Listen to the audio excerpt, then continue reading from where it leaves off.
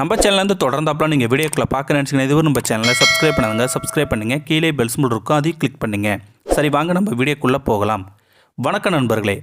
சிறை அனுபவம் எப்படி இருக்கும் என்பதை அதனுள்ளே தண்டனை பெற்று வந்தவர்களுக்கு மட்டுமே தெரியும்.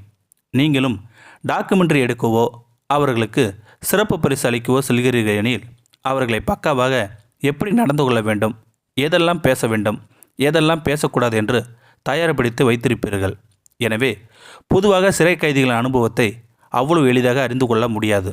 அதிலும் பெண் சிறை கைதிகளின் அனுபவமானது மிகவும் கொடியது. இவர்களை பாதுகாவலர்கள் கூட தவறான விஷயத்திற்கு பயன்படுத்த கொள்ள வாய்ப்புகள் உண்டு. வேறு வழி இல்லை. கத்தினாலும் கூச்சலிட்டாலும் யாரும் உதவிக்கு வரப்போவதில்லை. சிறையிலிருந்து தண்டனை முடிந்து வெளியான உலகளவிய பெண் கைதிகள் பல்வேறு ஊடகங்களில் தங்கள் சிறைச்சாலை அனுபவங்களை பற்றி தெரிவித்த உண்மை வாக்குமூலங்கள்.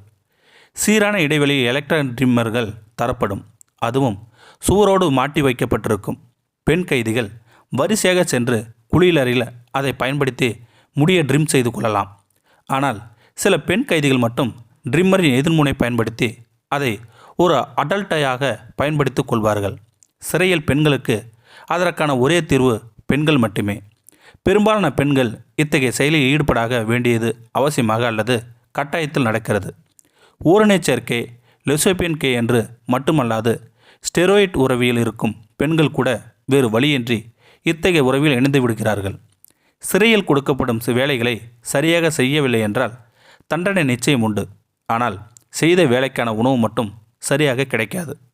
சிறையில் கைதிகள் அனுபவிக்கும் பெரிய கொடுமைகளின் முதன்மையானது உணவுதான். பெரும்பாலும் சிறைச்சாலை உணவு நன்றாக இருக்காது என்பது ருசியை சார்ந்ததல்ல, தரமற்றது என்பதை தாண்டி உணவில் புழுக்கள் கூட சில சமயம் கிடக்கும்.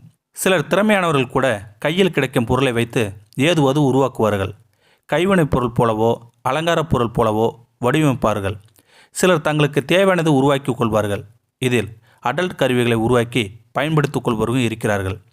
கிச்சன் வேலை செய்யும் இடங்களில் கிடைக்கும் சிறு சிறு பொருட்களை வைத்து இவர்கள் தங்களுக்கு தேவையானதை தயார் செய்து கொள்கிறார்கள்.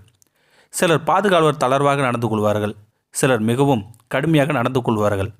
எவர் எப்படியாக இருந்தாலும் ஒவ்வொரு நாளும் அச்சத்தின் உச்சகட்டமாகத்தான் நகரும். சிலர் பாதுகாவலர்கள் பாலியல் துன்புறுத்தலுக்கு உட்படுத்துவார்கள். அடித்து உதைத்து பாலியல் வன்முறைக்கு ஆளாக்கி விடுவார்கள். இத்தகைய வாக்குமூலங்களை 3 மாதங்களிலிருந்து 10 வருடங்கள் வரை தண்டனை பெற்ற சிறை கைதிகள் பலரும் கூறியுள்ளனர். ஆண்கள் சிறையில் மட்டும்தான் அடித்துக் கொள்வார்கள் என்று நினைக்காதீர்கள். பெண் சிறையிலும் சண்டைகள் நடக்கும் என்கிறார் ஒருவர். ஒரு முறை டாக்குமெண்ட்ரிக்காக படம் பிடிக்க சென்றவுடன் மேகன் என்ற சிறை கைதி தான் ஒரு பெண் கைதியை அடித்து மூக்கை உடைத்த கதையை கூறி அதிர்ச்சியடைய செய்திருக்கிறார்.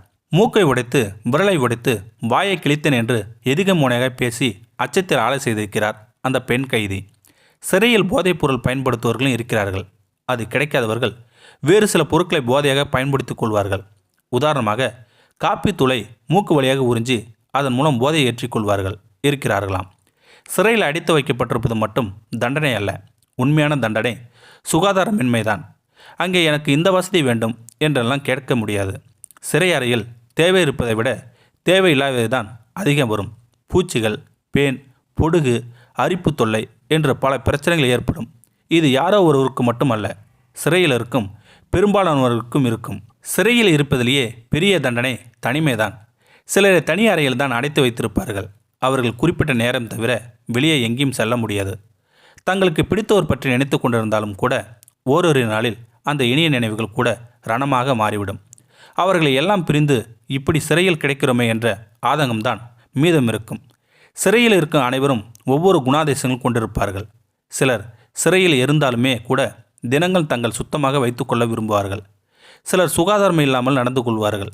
சிறையில் நான் இந்த அறையில் இவருடன் தான் இருப்பேன் என்றெல்லாம் அடம்பிடிக்க முடியாது. பல சமயங்களில் உடன் இருக்கும் சிறைவாசி மூலமாகவே பல பிரச்சனைகள் உண்டாகும். ஒரு முறை சிறையில் நீர் பற்றாக்குறை. வாரத்திற்கு ஒரு நாள் மட்டுமே குளிக்க முடியும். அதிலும் ஒருவர் இவ்வளவுதான் பயன்படுத்தி கொள்ள வேண்டும் என்ற கட்டுப்பாடு கூட. உள்ளே குளிக்கும்போது நீர் பயன்பாட்டை கண்காணிக்க ஒரு பெண் அதிகாரி இருப்பார். அவர் முன் குளிப்பதே கடினம். அதிலும் அவரது கோப பார்வையில் அந்த சிறிதளவு நீரில் குளித்து முடித்துவிட்டு வருவதற்குள் உயிரே போய்விடும். கொஞ்சம் தண்ணி அதிகமாக பயன்படுத்தினாலும் கூட வார்த்தைகளும் தடிகளும் வலுவாக தாக்கும். பெண் சிறை கைதிகள் பெண்களுடைய அந்த உறவில் இணைந்திருப்பார்கள் தான். ஆனால் இது மிகவும் எளிதானதல்ல.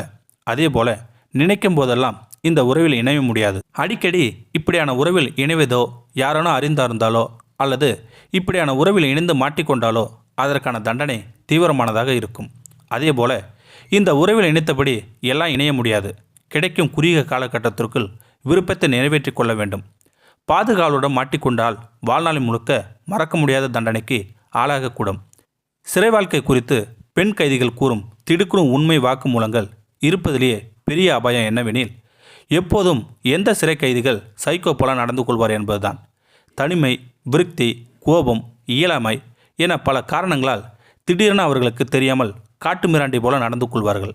இதனால் மற்ற சிறை கைதிகளும் பாதிக்கப்படுவார்கள் என்று கூறுகிறார்கள். இந்த வீடியோ உங்களுக்கு பிடிச்சிருந்தா கமெண்ட் பாக்ஸில் கமெண்ட் பண்ணுங்கள். கூட உங்கள் ஃப்ரெண்ட்ஸுக்கு ஷேர் பண்ணுங்கள். இதுவரை நம்ம சேனலை சப்ஸ்கிரைப் பண்ணுங்க. சப்ஸ்கிரைப் பண்ணுங்கள். கீழே பெல் சிம்பல் இருக்கும், அதையும் கிளிக் பண்ணுங்கள். தேங்க்யூ ஃபார் வாட்சிங்.